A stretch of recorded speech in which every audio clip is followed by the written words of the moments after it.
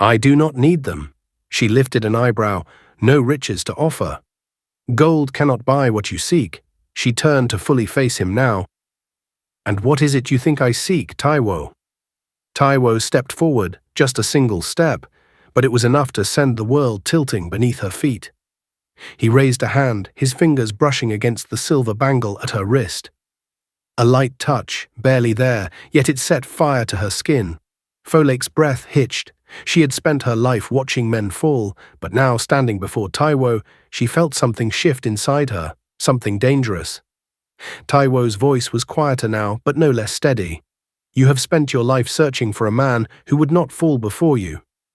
His fingers lingered on her wrist for just a moment longer before he pulled away. And now you have found one. Folake's heart pounded. She had always been the one in control. She had always set the pace, always pulled the strings. But Taiwo was not waiting to be tested. He was testing her. The realization sent another wave of heat through her, sharp and unfamiliar. She stepped back, trying to reclaim her breath. You assume much, Taiwo only smirked. For the first time, Folake felt unsure, and she hated it. She turned, her voice sharper now. We shall see if you are as certain by sunrise. Taiwo nodded once. We shall. The room was quiet, too quiet. The air between them burned with something unspoken, something thick and pulsing. Folake clenched her hands into fists. She would not be undone by this man. She would not be thrown off balance. She lifted her chin once more, regaining her control. You are dismissed for now. Rest while you can.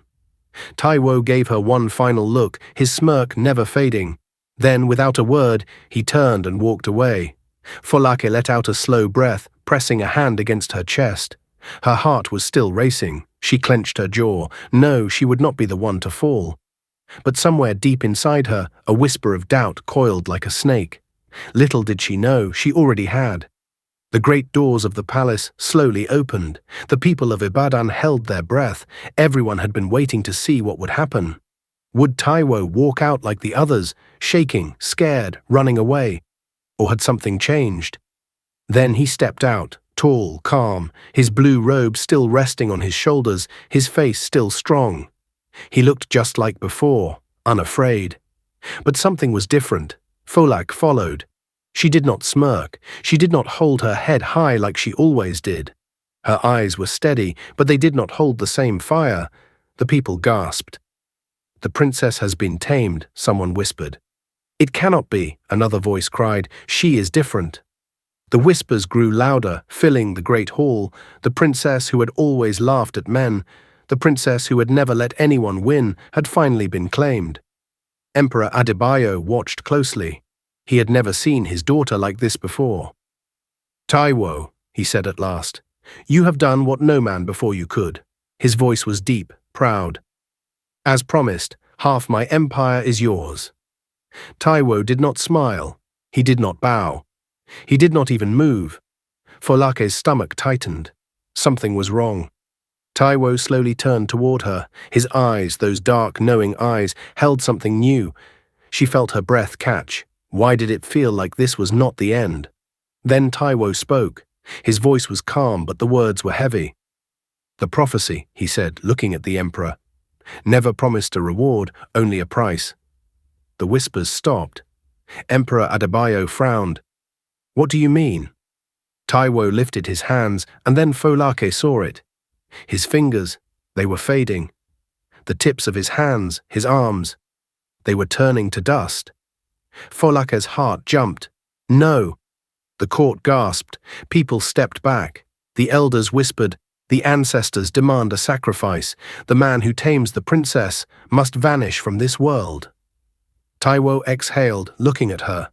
His face was calm, but Folake could see it now. He had known all along. She shook her head. No. Her voice was sharper this time. You cannot leave. Taiwo gave her a small, sad smile. It was always the price. Her hands curled into fists. I will not allow it. His form was breaking apart now, his body dissolving piece by piece. Folake stepped forward, her breath heavy, her heart racing. She reached out, grabbing at his wrist. She felt nothing. It was like trying to hold the mist. Panic rose inside her. She had spent her life watching men run from her. She had laughed when they failed. But now, for the first time, she was the one begging. "Taiwo," she whispered. His smirk came again, but softer this time. Then he was gone. Vanished. The court stood frozen. No one spoke. Folak did not move. She did not cry. She did not fall to her knees. But inside, something cracked, something deep, something she could not fix. The days passed, then the weeks, then the months. The empire went back to normal.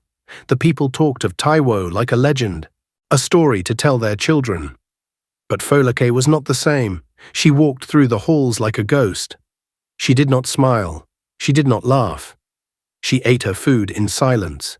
She sat on her throne, watching the world move around her, feeling like she was no longer part of it. She had spent her life untouched, untamed, unclaimed. Now she knew what it was like to love, and worse, what it was like to lose. At night, when the palace was quiet, she sat in the place where Taiwo had stood. She touched the air where he had been, remembering the sound of his voice, the steadiness of his eyes. And then one night, when the breeze rushed through the palace, she heard it, a whisper. "Did you not say men were weak?" Her breath caught. She turned sharply, looked around. The halls were empty. She was alone. Yet deep inside she knew Taiwo was gone, but the ancestors had not let him go completely. Perhaps this was their final curse. They had given her what she longed for, then they had taken it away. What do you think of Folake's story? Do you think she is really cursed, or is she just sad? Do you think Taiwo is still with her, or is he gone for good?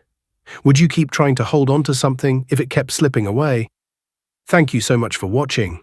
If you enjoyed this video, don't forget to give it a thumbs up, drop a comment below.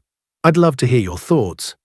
And of course, hit that subscribe button for more amazing stories coming your way. See you in the next one.